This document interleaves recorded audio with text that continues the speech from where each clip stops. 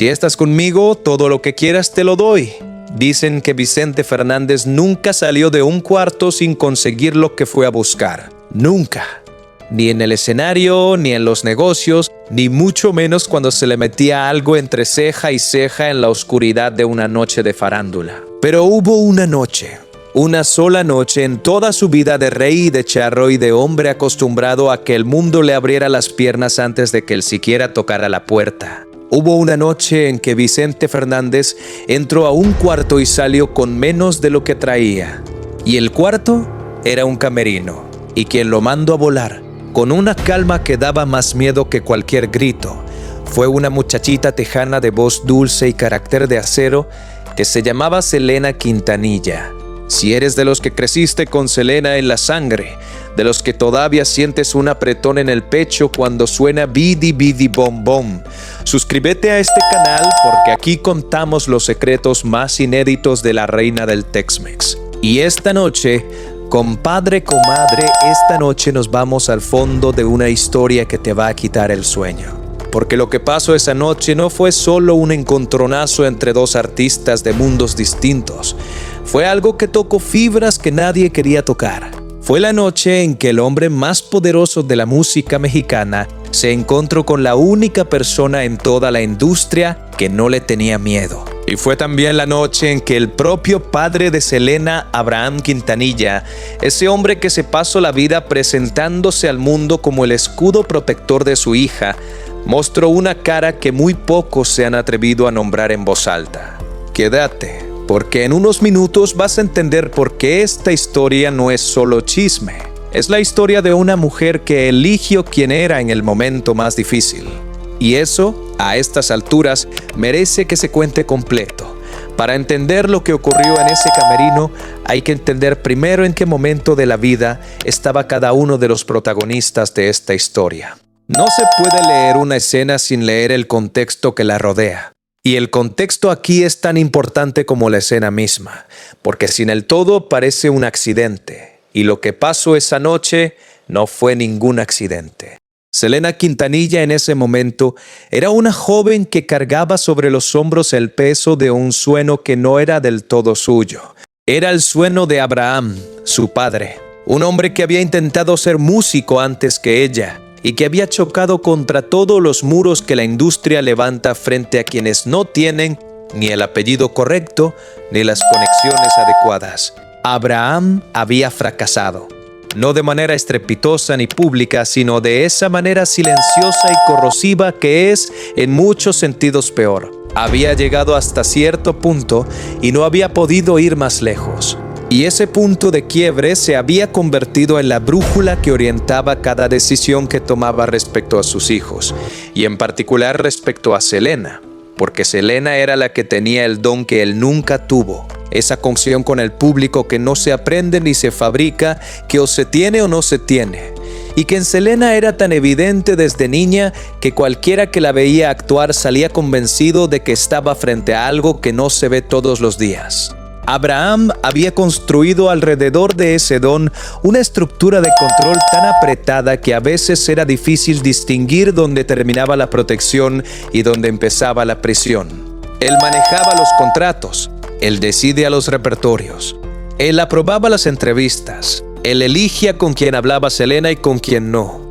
Él era la primera voz que Selena escuchaba en la mañana y en muchos sentidos la última que pesaba en cualquier decisión importante. Y Selena, que había crecido dentro de esa estructura desde que tenía uso de razón, la habitaba con la naturalidad de quien no conoce otra cosa, aunque en su interior había algo que siempre supo que esa estructura tenía límites que ella misma iba a tener que poner con sus propias manos. Vicente Fernández, por su parte, era en ese momento lo que siempre había sido desde que el mundo tuvo memoria de él, el rey. No un rey en sentido figurado ni en sentido ceremonial. Un rey en sentido práctico y operativo. Su nombre abría puertas que para el resto del mundo simplemente no existían. Las disqueras lo cortejaban, los medios le rendían culto. Los productores le pedían permiso antes de moverse en territorios que él consideraba suyos. Y Vicente había aprendido desde muy joven que ese poder no era solo artístico, era también personal. era también íntimo, era también, y esto es lo que esta historia requiere decir sin rodeos, el tipo de poder que algunos hombres usan para obtener cosas que no tienen nada que ver con la música. Las personas que trabajaron cerca de Vicente durante esas décadas describen a un hombre de dos caras con una consistencia que incomoda. En el escenario y en público, el charro enamorado, el hombre que lloraba con sus propias canciones, el ídolo que saludaba a los fans con una generosidad que parecía genuina. Y detrás de los camarinos, en las noches largas de los festivales, en los espacios donde las cámaras no llegaban, un hombre muy distinto. Un hombre que estaba acostumbrado a que el deseo que sentía fuera tratado como una orden que el mundo tenía la obligación de obedecer. Pronto vas a entender cómo esos dos mundos, el de Selena y el de Vicente, colisionaron en una noche que ninguno de los presentes olvidó jamás. El festival donde ocurrió todo era uno de esos eventos grandes que en esa época eran los epicentros de la industria musical mexicana y tejana. Esos festivales donde el cartel mezclaba nombres de distintas generaciones y distintos géneros, donde las bambalinas eran un mundo propio con su propia jerarquía y sus propios códigos, donde la grandeza de un artista se media no solo por el tamaño de su público, sino por el tamaño del camerino que le asignaban y por cuánta gente se apartaba en el pasillo cuando caminaba. Selena llegaba a ese festival en un momento ascendente. No era todavía la figura global en que se convertiría, pero ya era algo imposible de ignorar. Ya había gente que gritaba su nombre antes de que ella saliera al escenario. Ya había periodistas que la buscaban. Ya había productores que habían empezado a hacer cálculos sobre lo que podría significar su nombre en mercados más amplios. Y Abraham lo veía todo con esa mezcla de orgullo y codicia que lo definía, calculando constantemente, sumando y restando, midiendo las distancias entre donde estaban y donde él quería llegar. Vicente Fernández había visto actuar a Selena, no una sino varias veces, y algo en ella le había generado una atención que iba más allá de lo profesional. Las personas que estaban cerca de él en esos eventos recuerdan que Vicente preguntaba por Selena, preguntaba dónde estaría actuando, preguntaba quién manejaba su agenda, preguntaba cosas que en el lenguaje de los hombres poderosos de esa industria tenían una sola traducción posible. Y entonces, una noche, sin avisar, sin mandar a un asistente por delante, sin seguir ningún protocolo de los que el mundo del espectáculo usa para que los encuentros entre artistas tengan al menos la apariencia de la cortesía, Vicente Fernández fue al camerino de Selena. Abrió la puerta de un empujón, entró como entra quien sabe que nadie le va a decir que espere afuera, y se encontró con Selena, que estaba sentada frente al espejo terminando de prepararse para su actuación. Imagina esa escena con toda la precisión que merece. Selena con su maquillaje a medias, con la mitad de su transformación escénica completa y la otra mitad todavía en proceso, rodeada de los olores familiares de los camerinos. El spray para el cabello, el perfume, el nerviosismo productivo de los minutos previos a salir al escenario. Y de repente, en ese espacio que se supone es el más privado de un artista, aparece el hombre más poderoso de la música mexicana, sin invitación, sin aviso, con esa certeza en el cuerpo de quien nunca ha necesitado pedir permiso para entrar a ningún lugar. Selena lo miró en el espejo. No se levantó de inmediato, no mostró el tipo de reacción nerviosa que Vicente probablemente esperaba, esa mezcla de halagos y confusión que era la reacción habitual cuando él aparecía sin anunciarse. Lo miro y espero a que él hablara. Vicente habló. Y lo que dijo, según las versiones que fueron saliendo con los sanos de boca de personas que estuvieron cerca de ambos en esa época, no fue una felicitación ni una propuesta de colaboración musical, ni ninguna de las cosas que en un mundo normal justificarían una visita sin anuncio al camerino de una artista. Lo que Vicente dijo fue lo que Vicente quería, con el envoltorio de la seducción que había perfeccionado durante décadas, con las palabras de un hombre que ha aprendido a hacer que sus deseos suenen como oportunidades para la otra persona, pero con un mensaje que detrás del envoltorio era completamente transparente.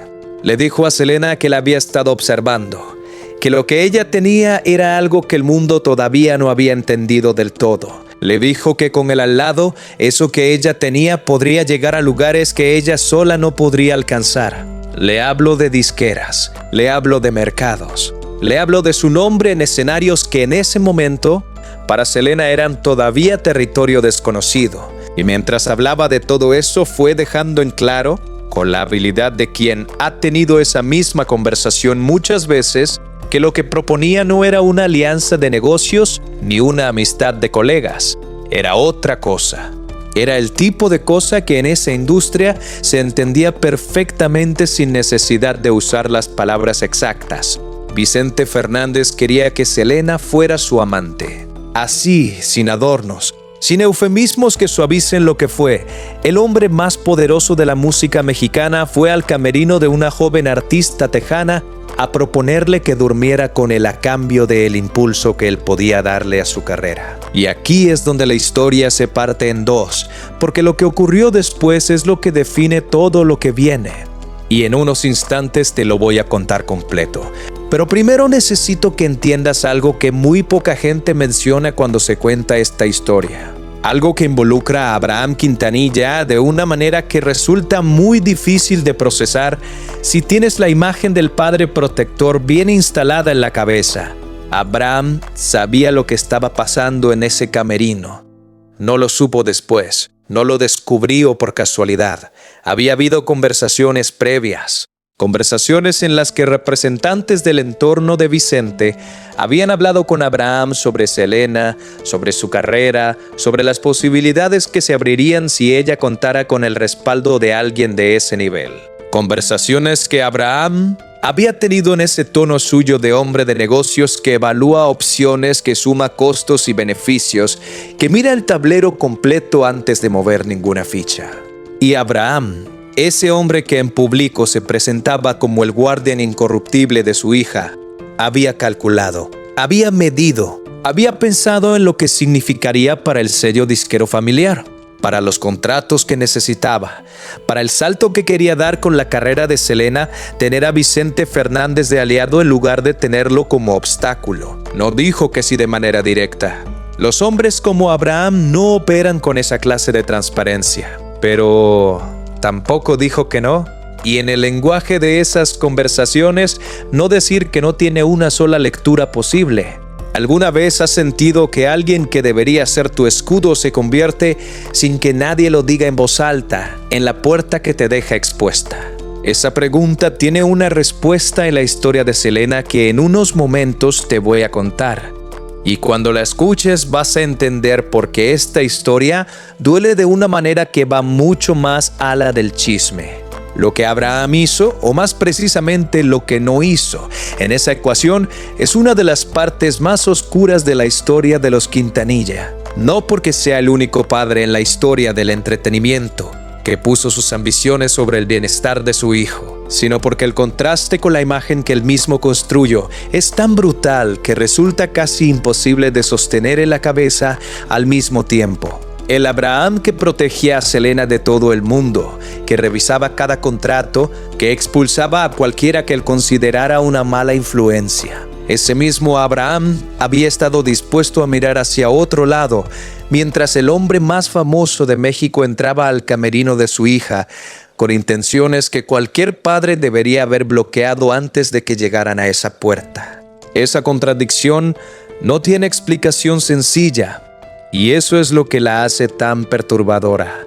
Pero la historia no termina ahí, porque Selena, esa muchachita tejana que Vicente subestimó en el momento en que abrió esa puerta de camerino, tenía algo que Vicente no había calculado y que Abraham tampoco había terminado de entender del todo. Selena sabía exactamente quién era. Y eso, en ese momento y en ese lugar, era el único poder que importaba. Cuando Vicente terminó de hablar, Selena había escuchado todo. No lo había interrumpido. No había reaccionado con el escándalo que tal vez él esperaba. Ese escándalo que habría dado pie a la seducción, a la negociación, a los movimientos que Vicente conocía bien porque los había ejecutado muchas veces. Selena escuchó. Y cuando Vicente terminó, ella le respondió. no con lágrimas, no con reproches, no con la voz temblorosa de alguien que tiene miedo, con esa calma específica que tienen las personas que no necesitan elevar la voz, porque saben que lo que van a decir es definitivo. Le dijo que agradecía su atención, que era un honor que alguien de su trayectoria se tomara el tiempo de venir a hablar con ella, pero que lo que él proponía no era algo que ella fuera a considerar, no en ese momento, no en ningún otro momento. Le dijo que su carrera la iba a construir de una sola manera, con su trabajo y con su música, y que si eso significaba que ciertas puertas no se iban a abrir, entonces esas puertas no eran las que ella necesitaba. Y luego lo miró, directo, con esos ojos grandes que el mundo conoce de las fotografías.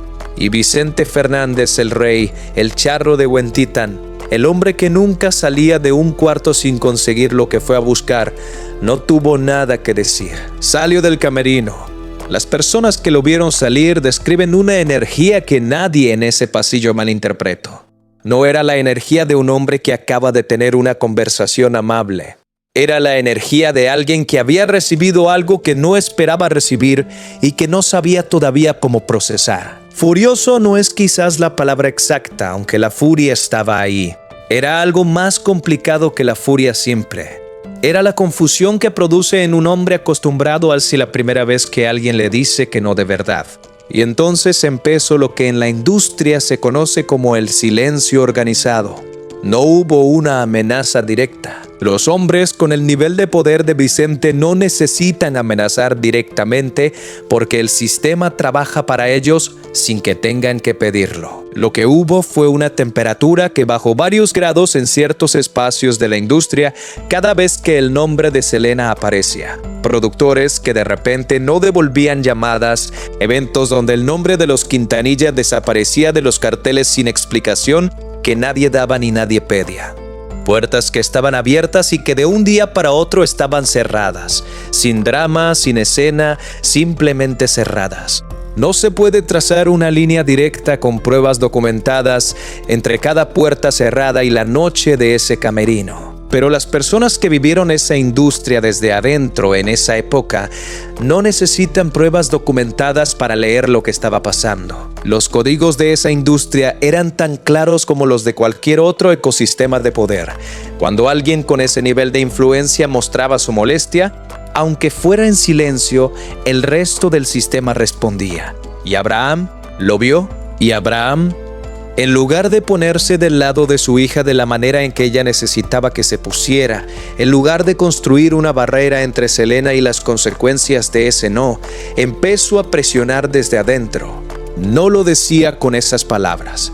Abraham era demasiado inteligente para ser tan directo. Lo decía con conversaciones largas sobre lo importante que era tener aliados poderosos en la industria.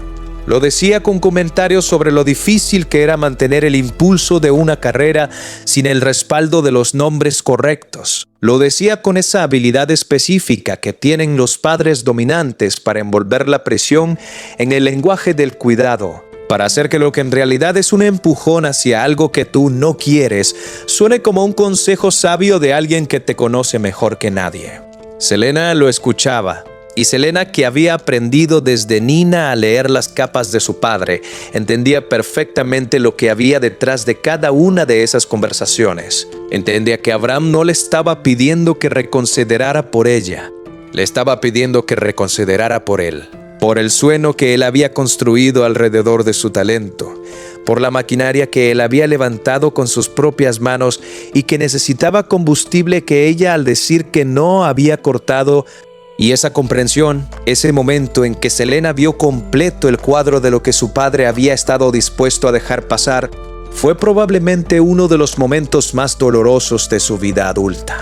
No porque la sorprendiera del todo, sino porque verlo claro, sin la niebla del amor filial que suaviza todo, duele de una manera para la que no existe preparación posible. Dentro de un momento vamos a llegar a la conversación que Selena y Abraham tuvieron en privado. La conversación que quienes estuvieron cerca de la familia describen como definitoria, como el momento en que Selena puso sobre la mesa algo que Abraham no podía ignorar ni administrar ni controlar. Pero antes de llegar ahí, necesito que pensemos juntos en algo. ¿Cuántas veces en tu vida has visto a alguien sacrificar lo que era correcto en el altar de lo que era conveniente? No un villano, no alguien que se presenta al mundo como malo, sino alguien que amas, alguien que en otros contextos te ha demostrado que te quiere, alguien que en el momento decisivo elige otra cosa. Esa experiencia, que es una de las más universales y al mismo tiempo una de las más solitarias que existe, es exactamente lo que Selena estaba viviendo. Y si alguna vez lo has vivido tú también, entonces esta historia te está hablando directamente. Vamos a la conversación entre Selena y Abraham. Fue en privado, como todas las conversaciones importantes de esa familia. Abraham no era un hombre que perdiera el control en espacios públicos. La imagen era demasiado central en su mundo para permitirse ese tipo de fisura visible. Pero en privado, cuando sentía que algo se le escapaba de las manos, Abraham podía ser un hombre de una dureza que contrastaba ferozmente con la figura paterna que proyectaba afuera. Le dijo a Selena que ella no entendía las reglas del juego, que él llevaba años en esa industria, que había visto cómo funcionaba, que había pagado el precio de no tener las conexiones correctas y que no estaba dispuesto a ver a su hija pagar el mismo precio cuando había una manera de evitarlo. Le hablo de dinero, le hablo de mercados, le hablo de la diferencia entre el nivel en que estaban y el nivel al que podrían llegar. Y cada palabra que decía estaba cargada con el peso de años de sacrificio familiar, de noches en restaurantes vacíos, de ferias de pueblo donde nadie los escuchaba, de toda esa historia que Abraham usaba como argumento cada vez que necesitaba que Selena cediera en algo. Selena lo escuchó todo, no lo interrumpió, no levantó la voz. Y cuando Abraham terminó, ella habló. Le dijo que entendía las reglas del juego mejor de lo que él creía. Le dijo que las había entendido desde que era niña, desde antes de que nadie le explicara nada, porque crecer en esa familia y en esa industria era una educación que no necesitaba palabras. Le dijo que entendía lo que había costado llegar hasta donde estaban, pero que había una sola cosa que no estaba dispuesta a hacer, y era convertirse en alguien que no era para que Vicente Fernández, ni nadie que se le pareciera, tuviera más poder del que ya tenía. Y entonces le dijo algo que las personas cercanas a la familia recuerdan como el momento en que el aire en esa habitación cambió completamente. Le dijo a Abraham que si él seguía empujándola en esa dirección, si él seguía teniendo conversaciones con gente del entorno de Vicente sobre ella, sobre su carrera, sobre lo que ella podía o no podía ofrecer, entonces ella iba a tener que empezar a tomar decisiones sobre su propia carrera sin consultarlo, y que eso, para un hombre que había construido toda su identidad alrededor de controlar esa carrera, era la amenaza más real que existía. Abraham no respondió de inmediato. El silencio de Abraham, según quienes lo conocían, era siempre más revelador que sus palabras. Y ese silencio particular dijo varias cosas al mismo tiempo. Dijo frustración, dijo impotencia y dijo, aunque Abraham nunca en su vida habría usado esa palabra para describirlo, reconocimiento, porque en el fondo de todo ese control y de toda esa ambición había un hombre que conocía a su hija, la había visto crecer, había estado presente en cada actuación desde que ella tenía 6 años y cantaba como si ya supiera que ese escenario era el lugar más natural del mundo para ella. Y en ese conocimiento profundo había algo que las ambiciones no podían borrar del todo: la certeza de que Selena no blofeaba. Cuando Selena decía que iba a hacer algo, lo hacía, siempre. Y Abraham lo sabía. Lo que vino después de esa conversación fue un ajuste lento y no lineal en la manera en que Abraham manejaba la carrera de Selena. No un cambio dramático, no una conversión. Abraham no era el tipo de hombre que tenía conversiones. Era el tipo de hombre que adaptaba su estrategia cuando la estrategia anterior dejaba de funcionar. Y la estrategia de presionarla hacia el tipo de acuerdos que había estado considerando había dejado de funcionar de la manera más definitiva posible. Así que Abraham hizo lo que siempre había hecho mejor que nadie. Se concentró en construir. Empezó a pelear con disqueras de una manera más agresiva. Empezó a negociar condiciones que nadie en la posición de los Quintanilla había negociado antes. Empezó a construir alrededor del nombre de Selena una estructura que no dependiera del favor de ningún hombre poderoso, sino del peso comercial que ese nombre había acumulado por sí solo. No lo hizo por amor puro y desinteresado. Lo hizo porque era lo que tenía. Pero el resultado fue real. Selena empezó a crecer de una manera que sorprendió a quienes habían apostado a que sin el respaldo de Vicente u otro hombre de ese nivel, los Quintanilla iban a encontrar un techo bajo e infranqueable. No encontraron ningún techo. Lo que encontraron fue espacio abierto. Porque resulta que cuando tienes lo que Selena tenía, esa conexión con el público que no se fabrica ni se administra, los techos que otros construyen para limitarte terminan siendo irrelevantes. El público te busca, te encuentra. Y cuando te encuentra, no hay nadie con suficiente poder para decirle que deje de buscarte.